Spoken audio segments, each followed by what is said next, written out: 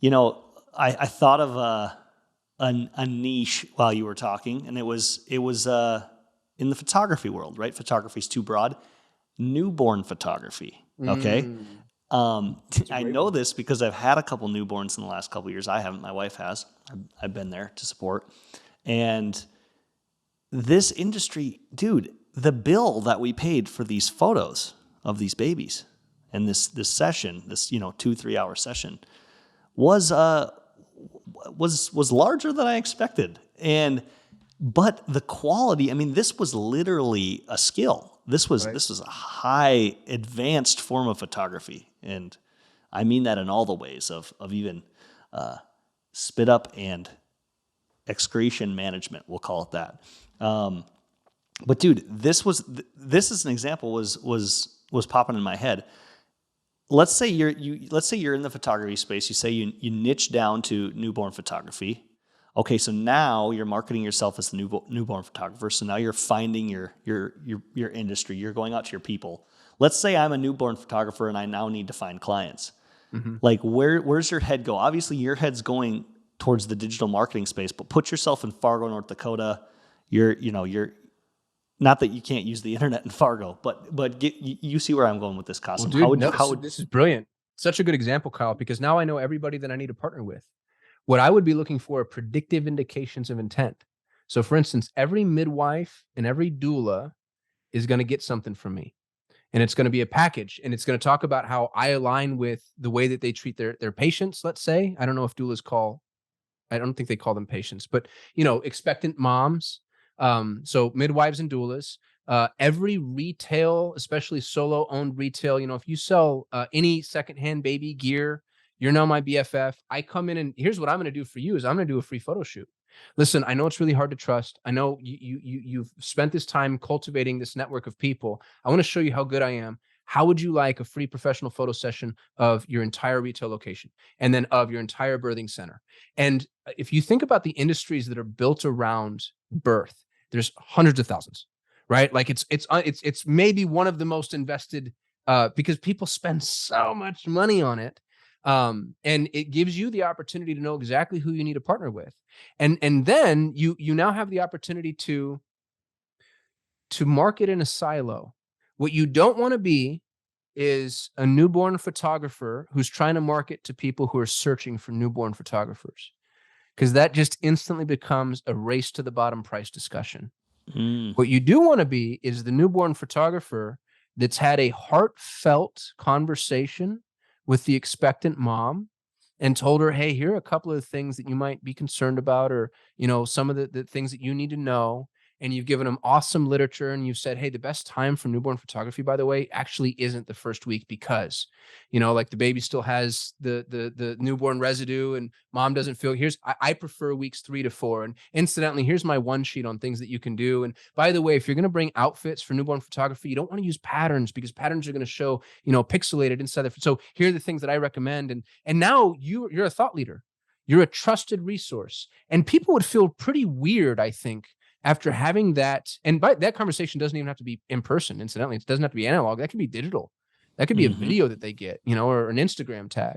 But now I need to go to you because you're the one that you've told me 3 really good things that I all agree with. What other 50 things do you know that I don't necessarily know? You're the Mm. best locations for newborn photography. Do you have a little boy or a little girl?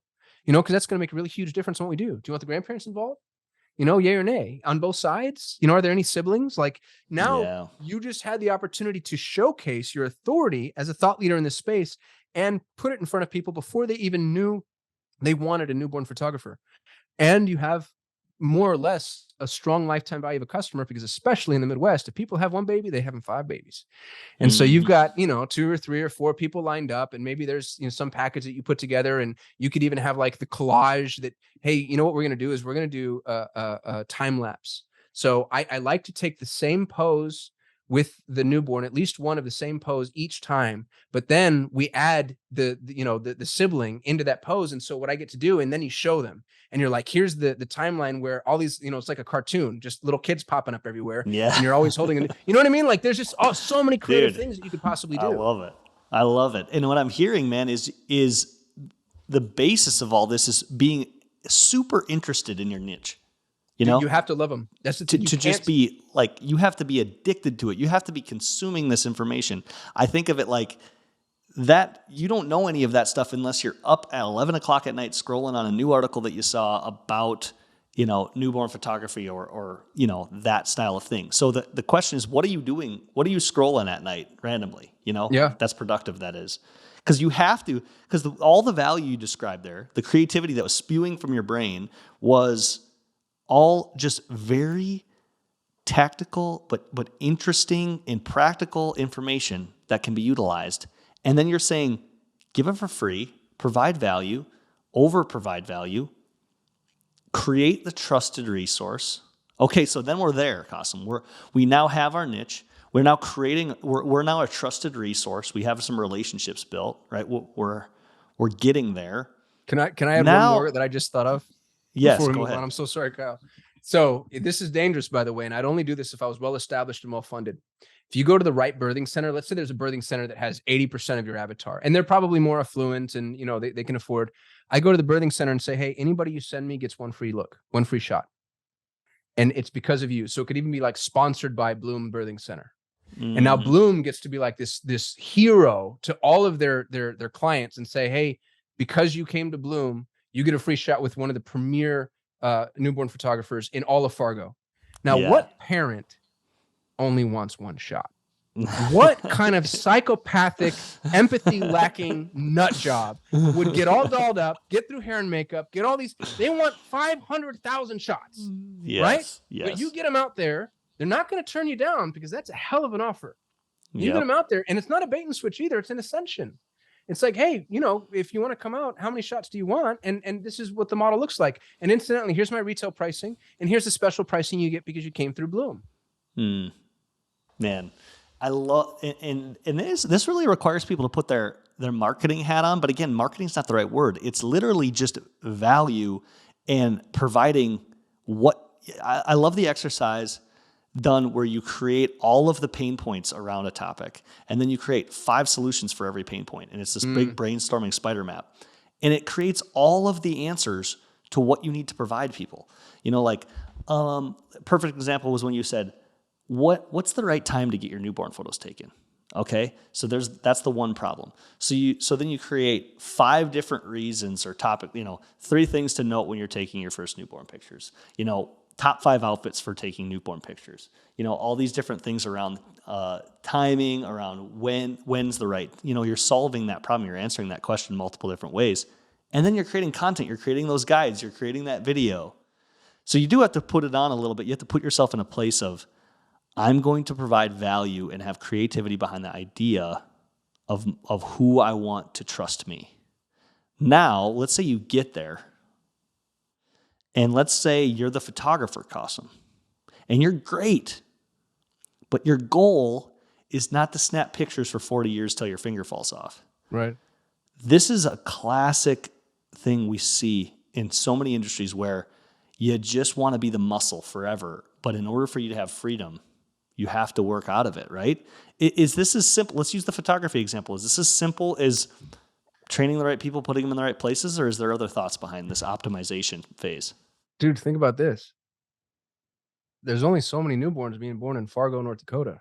If I was that photographer, I would take all those things that I created, all the videos, all the resources, all the one sheets, all the checklists, all the pro tips, and I would be going one in every major city. There's 250 major cities in the United States, and I'd be selling that on a exclusivity basis. So I'd come in there and be like, hey, I'm only giving this one person in San Antonio, and I'm going to train you. I'm going to teach you exactly how I scaled up my newborn photography business in Fargo, North Dakota.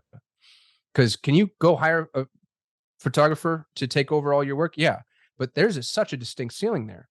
What you need to do is look at the thing that's most scalable. And the thing that's most scalable is the content, the model that you just built. And I realize this gets a little inception worthy, right? Because now we're not even talking about photography anymore. We're talking about what's almost a franchise, but not, because that's heavily regulated.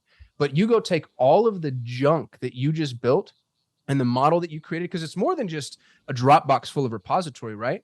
There's a whole system to relationship building, how you approach, how you nurture, the sequence with which you nurture, who you're approaching with what information, in what context, in what way, how you bill, how you discount.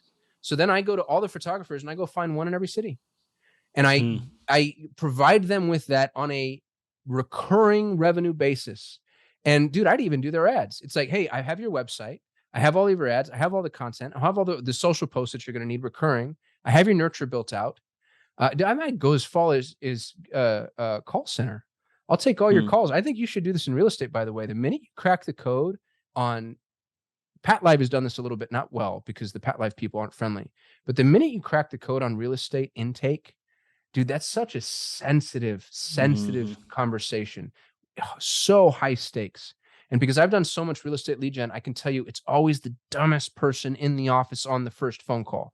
And they're imbeciles because their time is worth the least. So if you were to create nothing but a niche down phone bank and all you do is phone call intake for realtors, like what kind of value could you provide? That is one of the biggest gaps. You're right about that, man. You know what I mean? And, like once dude, you crack the code, that's how you find your service. And it's a wormhole of thought that finds you in that place, but you see the gap.